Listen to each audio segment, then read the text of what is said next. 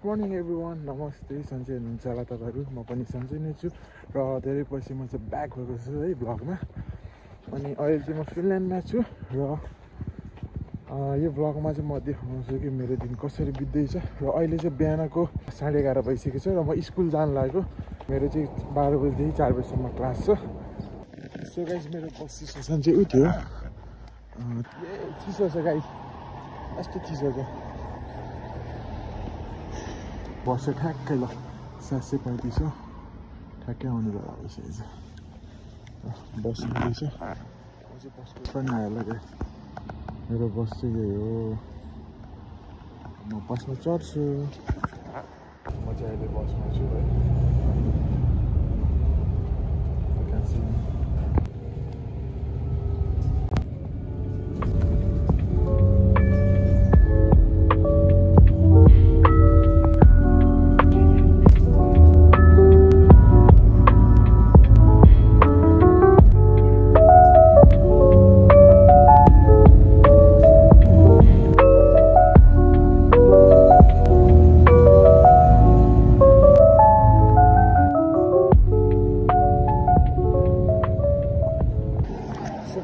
म चाहिँ अहिले त्रिपुरीलाई आइसकेको छु र यो चाहिँ बस स्टेसन हो र ट्रेन स्टेसन पनि छ तल। म चाहिँ बसमा आउन प्रिफर गरेर चाहिँ म चाहिँ बसमा आएँ र मेरो यहाँबाट स्कुल चाहिँ रहेको छ 10 मिनट पर।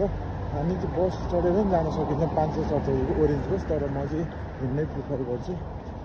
अनि त्यही भएर म चाहिँ हिँड्दै गइरहेछु।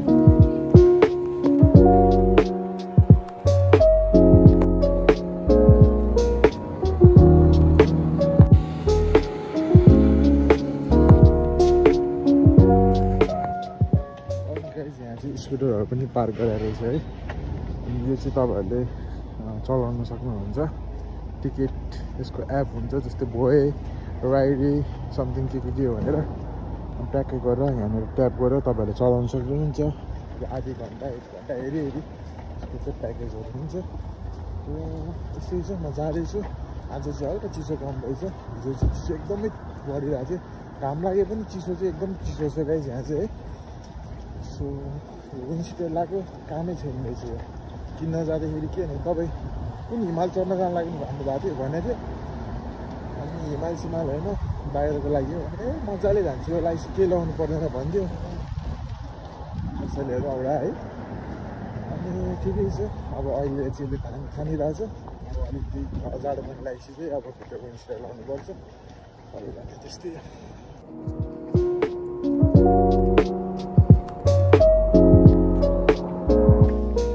चाहिँ अब आइपुग्न लागि मेरो स्कुलनिर। अहिले चाहिँ म अझ पनि बाटोमै छु। अब बाटो क्रस गर्नु लाग्यो, ठ्याक्कै रेड बल लागेको रहेछ। ठिकै छ।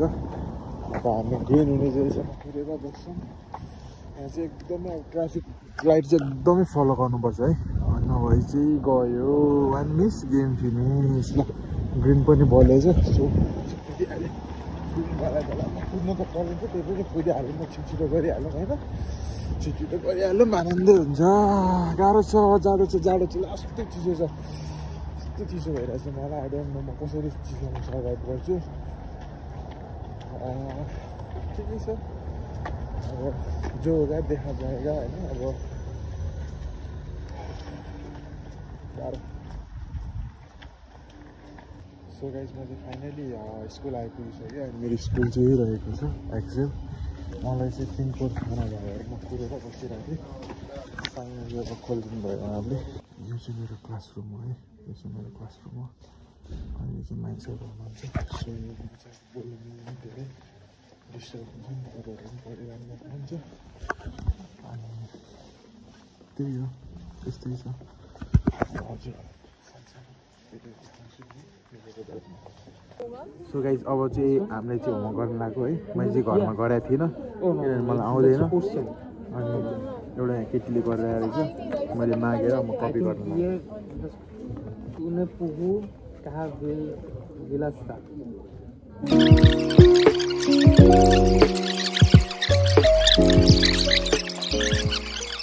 सो गाइज, अब चाहिँ हाम्रो क्लासमा सुन लाग्यो। गाइज, यो चाहिँ हाम्रो क्लास हो है। सो हाम्रो टिचर चाहिँ यहाँ बाहिर हुनुहुन्छ। सो टिचर आउनु भइसकेको छ हाम्रो क्लास चाहिँ यही हो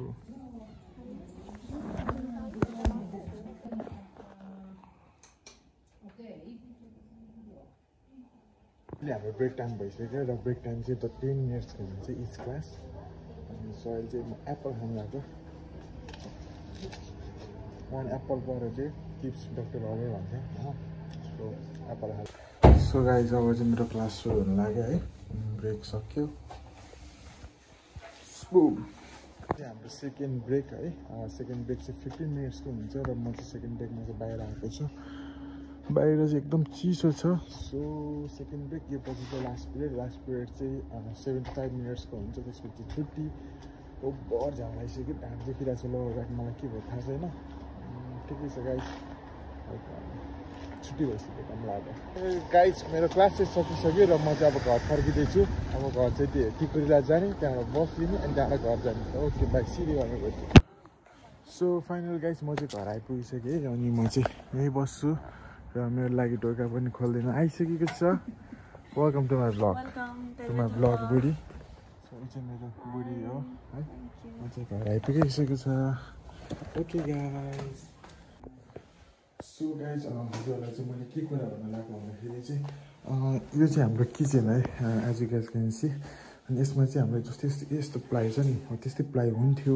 यसको चाहिँ सबै उक्काएको छ यो चाहिँ किन उक्यो भन्दाखेरि चाहिँ यो चाहिँ हाम्रो बेसिन भयो अनि यहाँबाट यहाँनिर यो छ नि यो पोइन्ट यो चाहिँ तपाईँको डिसवासरको रहेछ क्या डिस वासिङ मेसिनको समथिङ केको रहेछ अनि हामीलाई चाहिँ थाहा थिएन अनि त्यहाँबाट चाहिँ अन गरिसक्यो अनि अन गरेपछि चाहिँ पुरै पानी यहाँनिर जम्यो क्या तपाईँको जमेर तल गएछ तल चाहिँ साउना छ अनि त्यसपछि साउनाबाट चाहिँ मान्छेले कम्प्लेन गरिदिएछ साउना बस्दाखेरि अनि त्यहाँबाट चाहिँ मान्छेहरू आयो लगभग 1 महिना 1.5 महिना भइसक्यो यो भएको पनि खै सिस्टम के बुझ्दिनँ है एकजना आउँछ फेरि अर्को हप्ता आउँछ फेरि अर्को हप्ता आउँछ एउटा काम गर्छ 10जना मान्छे आइसक्यो 10वटा गाडी लिएर है अनि यसको लागि चाहिँ तपाईँहरूलाई चाहिँ म खास के भन्नु लाग्यो भने अलिकति केयरफुल हुनु पर्दो रहेछ कि यहाँनिर पानीहरू तल आउनु नदिनु पर्ने रहेछ सुक्खा राख्नुपर्ने रहेछ है अनि यसले गर्दा चाहिँ हामी जस्तै 10,000 युरो तिर्नबाट चाहिँ गर्छौँ सो 10,000 युरो फाइन तिर्नुपर्छ भनेर चाहिँ एकदम झसङ्ग भएको थियो किनभने हामीले इन्सुरेन्स पनि गरेको थिएन धन घरपेटीले इन्सुरेन्स गरेको रहेछ